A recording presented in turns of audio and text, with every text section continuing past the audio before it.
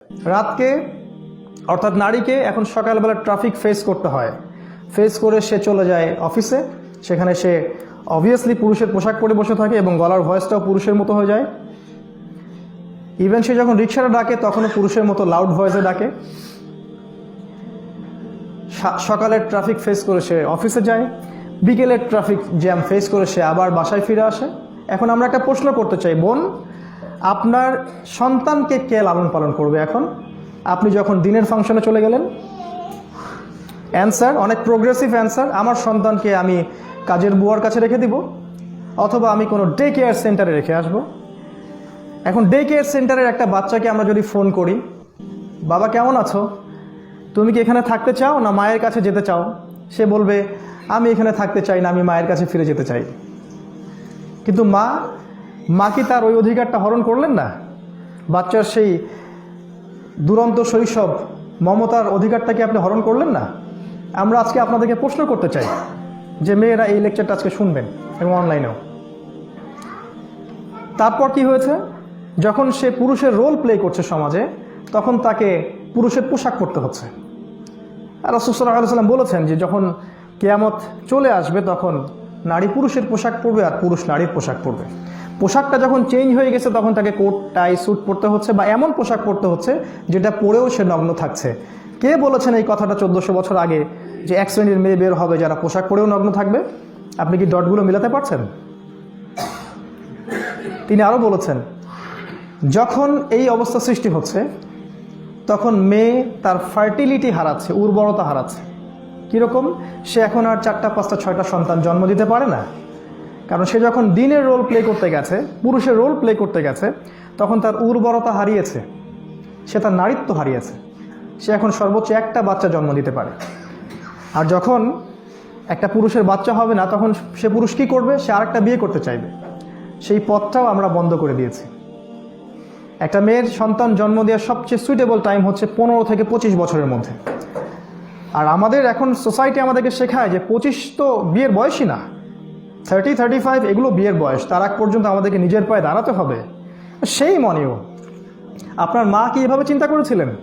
বা আপনার নানি কীভাবে চিন্তা করেছিলেন? আপনার দাদি কীভাবে চিন্তা করেছিলেন? 17 বছর 6 মাস একটা মেয়ের বয়স, তাকে আমরা বলছি নাবালিকা, তার বিয়ে জায়েজ নাই। কোথায় জায়েজ নাই? ইসলামে জায়েজ আছে, কিন্তু আমাদের দেশে জায়েজ নাই। দেশে না, আমাদের গডলেস পৃথিবী, এই পৃথিবীটা গডলেস। এখানে কোনো রাষ্ট্র একাকী কিছু করতে পারে না এখন, যতক্ষণ না একটা ওয়ান ওয়ার্ল্ড অর্ডার আসে। ওই যে বললাম, জেরুজালেম থেকে অর্ডার আসবে, সারা বিশ্ব সেটা ফলো করবে। ওয়ান ওয়ার্ল্ড অর্ডার, একটা অর্ডার সারা ওয়ার্ল্ড চলবে, এটাই দাজ্জাল। এখানে কি হলো? সে তার ফার্টিলিটি হারালো, সে উর্বরতা শক্তি হারালো, সন্তান জন্ম দেওয়ার ক্ষমতাটা হারালো, আর তার সন্তান মানুষ হচ্ছে ডে কেয়ার সেন্টারে। এবার দেখেন, এই সন্তানটা যখন বড় হবে, তার শৈশবটা যেহেতু কেটেছে অনেক কষ্টে, একাকিত্বে, যন্ত্রণায়, না বলা কষ্ট সে কাউকে বলতে পারেনি। অনেকের এরকম হয়েছে, আমি জানি। এই ছেলেটা বড় হয়ে জঙ্গি হবে, জানেন? এই ছেলেটার ব্রেইন ওয়াশ করাটা খুব সহজ হবে, এই ছেলেটাকে টেরোরিস্ট বানানো খুব সহজ হবে, কারণ সে ভিতর থেকে অ্যারোগেন্ট, তার ভিতরে অনেক ক্ষোভ আছে, কষ্ট আছে। এই ছেলেটা যখন বড় হবে, হতে পারে সে পিএইচডি অর্জন করেছে, হার্ভার্ড, অক্সফোর্ড, কেমব্রিজে পড়েছে, কিন্তু এ যখন ফিরে আসবে তখন সে তার ওই মাকেই একসময় বৃদ্ধাশ্রমে রেখে আসবে। এখন আমরা বৃদ্ধাশ্রমের ওই মাকে যদি ফোন দেই যে খালা কি খবর, কেমন আছেন, আপনি কি এখানে থাকতে চান না বাসায় ফিরে যেতে চান?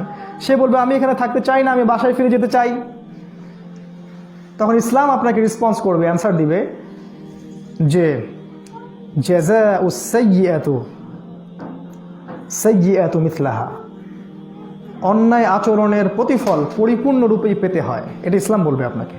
কারণ যে কাজটা আপনি করে আসছিলেন ছোটবেলায় আপনার সন্তানের সাথে, ঠিক সেই আচরণ সেই সন্তান আপনার সাথে করবে যখন আপনি বুড়ো হয়ে যাবেন। আপনি কাদার আগে চিন্তা করা উচিত ছিল যে আমি আমার সন্তানকে কীভাবে বড় করছি। আপনি আপনার সন্তানকে টাইম দেননি, আপনি একজন পার্ট টাইম মাদার। আর আমরা যারা এখন টুকটাক দিন নিয়ে কথা বলি বা দেশ সমাজ রাষ্ট্রকে কিছু দেওয়ার চেষ্টা করি, খেয়াল করে দেখবেন তাদের মারা কখনো পার্ট টাইম ছিল না, তারা ছিল full time mother, full time father. যখন একটা ছেলের মা ফুল টাইম মাদার হবে, ফুল টাইম ফাদার হবে, তখন ছেলেটার ভিতরে কনফিডেন্স তৈরি হয়, সে আত্মবিশ্বাসী হয়ে গড়ে ওঠে, সে হীনমন্যতায় ভোগে না, সে আত্মহত্যা করে না। একটা পরীক্ষায় মার্কস খারাপ হলে সে তো কখনো আত্মহত্যা করে না, কারণ তার বাবা মা তাকে বুঝায় এটা কিছুই না বাবা, জীবনে আরও অনেক কিছু আসবে ইনশাআল্লাহ, বি ব্রেভ, বি পজিটিভ। এই হলো ফাংশন চেঞ্জের ফল। আবার দেখেন, যখন দিন রাতের জায়গায় গিয়েছে, রাতও কিন্তু দিনের জায়গায় এসেছে। যখন দিন রাতের জায়গায় যাবে, মানে পুরুষ নারীর জায়গায় যাবে, প্লিজ আমার কথায় মাইন্ড করবেন না, আমি কাউকে আঘাত করার জন্য কথাটা বলতে চাচ্ছি না। যখন দিন রাতের জায়গায় যাবে, তখন প্রথম তাকে যে কাজটা করতে হবে, একটা পুরুষকে যদি নারীর পোশাক পরতে হয়, সর্বপ্রথম তাকে যে কাজটা করতে হবে, তাকে এরকম লম্বা দাড়ি ছেড়ে দেওয়া বন্ধ করতে হবে, তাকে ক্লিন শেভ করতে হবে। এটা হচ্ছে প্রথম ফাংশন, প্রথম স্টেপ, যে একটা দিন রাতের দিকে যাচ্ছে, একটা পুরুষ নারীর দিকে যাচ্ছে।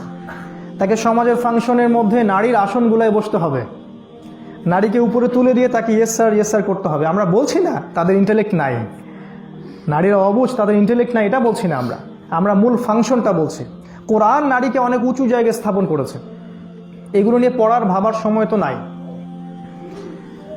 এই হলো দিনের ফাংশন। আবার একটা ব্যাপার আছে, যখন দিন রাতের মধ্যে আর আগ্রহ খুঁজে পাচ্ছে না, আর দিন যখন মেয়েদের মতো পোশাক পরছে, মেয়েদের মতো কথা বলছে, মেয়েদের মতো চলাফেরা করছে, তখন দিনকে আকর্ষণ করছে, তখন পুরুষকে আকর্ষণ করছে। আর যখন পুরুষকে আকর্ষণ করবে, তখন সমাজে হোমোসেক্সুয়ালিটি বা সমকামিতা বাড়বে। কে বলেছেন এই কথাটা 1400 বছর আগে, যে আমার উম্মতের মধ্যে আমি সবচেয়ে বেশি যে জিনিসটা ভয় পাই সেটা হলো গোপন শিরক এবং সমকামিতা? কে বলেছেন এই কথাটা 1400 বছর আগে? This is Akhiruzzaman, welcome to Akhiruzzaman. আপনি হয়তো ভাবছেন এটা কেমন কথা, ঢাকায় তাদের সংগঠন আছে যারা সমকামী, রংপুরে তাদের কর্মী আছে যারা সমকামী। আপনার সন্তানের দিকে খেয়াল রাখবেন, ফাংশন চেঞ্জ হয়ে গেছে। আবার দেখেন, যখন মেয়েকে তার ফাংশন চেঞ্জ করে পুরুষের জায়গায় আসতে হবে, তখন তাকে পুরুষের মতো পোশাক পরে বের হতে হবে, এবং এমন পোশাক পরতে হবে যেটা নগ্ন, যেটা পরলে তার শরীরের সমস্ত কাঠামোই বোঝা যায়। তখন সমাজে জিনা বাড়তে থাকবে। কেন বাড়তে থাকবে? কারণ আল্লাহ পাকের সবচেয়ে সুন্দর ক্রিয়েশন হচ্ছে নারী।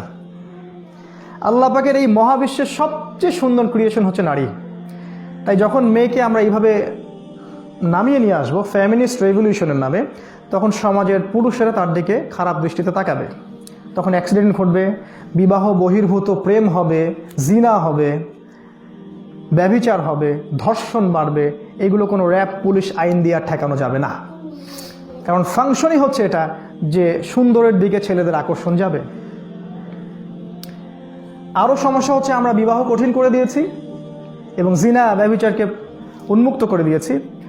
আর আমাদের যে পশ্চিমা modern, so called modern western civilisation, জগতের যত খারাপ বিষয়গুলো ওখান থেকে আসে, যেমন পর্নোগ্রাফি, যেমন সেক্সুয়াল রেভলিউশন, যেমন সমকামিতা, ওদের ওখানে জায়েজ, ওদের ওখানে সার্টিফিকেট দেওয়া হয়। রিবা, সুদ, ব্যাংকিং সিস্টেম, এই সব কিছু কিন্তু ওই দিক থেকে আসে। মেবি এটাই হতে পারে মিথ্যা সূর্যোদয়, যেটা পশ্চিম দিক থেকে উঠবে। রাসূল সাল্লাল্লাহু আলাইহি ওয়াসাল্লাম বলেছিলেন। এই ফাংশনটা চেঞ্জ করার ফলে, একটা ফাংশন চেঞ্জ করার ফলে কত সমস্যার সৃষ্টি হয়েছে। যখন নারী পুরুষের জায়গায় চলে আসছে, তখন জিনা বেড়েছে, ধর্ষণ বেড়েছে, ব্যভিচার বেড়েছে, এর ফলে হত্যা বেড়েছে, এর ফলে সমকামিতা বেড়েছে। এক পর্যায়ে পুরুষের দিকে আর আকর্ষণ খুঁজে পায়নি, তখন বাচ্চাদের দিকে এগ্রেশন হয়েছে। এখন চাইল্ড অ্যাবিউজিং হচ্ছে, এখন বাচ্চাদের প্রতি সেক্সুয়াল হ্যারাসমেন্ট করা হচ্ছে। এরপরে কি হবে?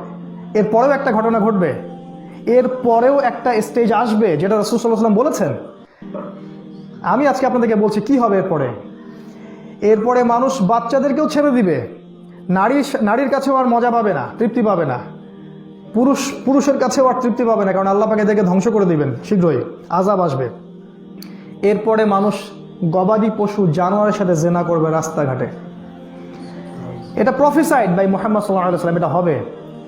আমরা বলতে চাই সিস্টার, এই সমস্ত সমস্যাগুলোর গোড়া কোনটা? I hope you don't mind, sometimes I get angry, কখনো কখনো আমি রাগ হই, এটাতে মাইন্ড করবেন না। এই সমস্ত সমস্যাগুলোর গোড়া কোনটা? গোড়া হচ্ছে ওই ফাংশনটা চেঞ্জ করা। রাতকে আমরা দিনের জায়গায় নিয়ে আসছি আর দিনকে রাতের জায়গায় নিয়ে গেছি, ব্যাস, দ্যাটস অল।